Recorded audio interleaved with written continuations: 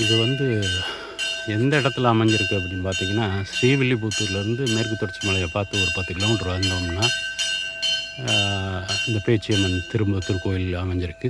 இந்த கோயிலோட பேர் அருள்மிகு பேச்சியம்மன் திருக்கோயில் சின்பத்தோப்பு. நாச்சியார் திருக்கோயிலின் உபய கோயிலான இந்த கோயில் இது பயங்கர விசேஷம். பார்த்துக்கோங்க, இந்த ஊர்க்காரங்களுக்கு நிறையா பேருக்கு வந்து இது குலதெய்வமாக இருக்குது. இதை ஒட்டி ஒரு நீரோட வேறு ஓடிட்டுருக்கு. நல்ல ஒரு ஃபால்ஸ் கிடையாது, நீரோட ஓடுது. இன்றைக்கி யாருக்கோ ஃபங்க்ஷன் போல் இருக்குது, அதனால் இங்கே வந்திருக்காங்க. இப்போ இந்த கோயிலுக்கு போகிற பாதை பார்த்திங்கன்னா அவ்வளோ ரம்மியமாக இருக்கும். மழை தெரியுது அவங்களுக்கு, ஃபுல் மிஸ்டோடு இருக்கும். ஃபுல் மிஸ்டோடு அழகான இருக்கும். ரொம்ப இயற்கை சூழலோடு இருக்கும். இங்கே ஃபால்ஸு, மான், யானை எல்லா மிருகங்களையும் நீங்கள் பார்க்க முடியாது. எல்லாம் அடர்ந்த வனக்காட்டுக்குள்ளே இருக்கும். மான் மட்டும் இங்கே இவங்களும் பக்கத்தில் சுற்றிட்டுருக்கு.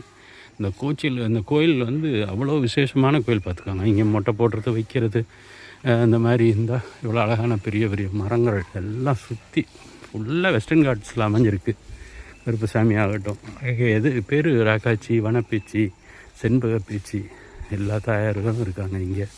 இந்த கோயில் இன்றைக்கி ஏதோ ஃபங்க்ஷன் போல் இருக்குது, அதனால் வந்து மக்கள் வந்து சேவிச்சிட்ருக்காங்க. ராக்காச்சி, வனப்பேச்சி, செண்பக பேச்சி, செண்பகவல்லி, இலங்கா மாதிரி சுவாமிகள் இருக்காங்க. சப்த கன்னியர்கள் இருக்காங்க இந்த சைடு.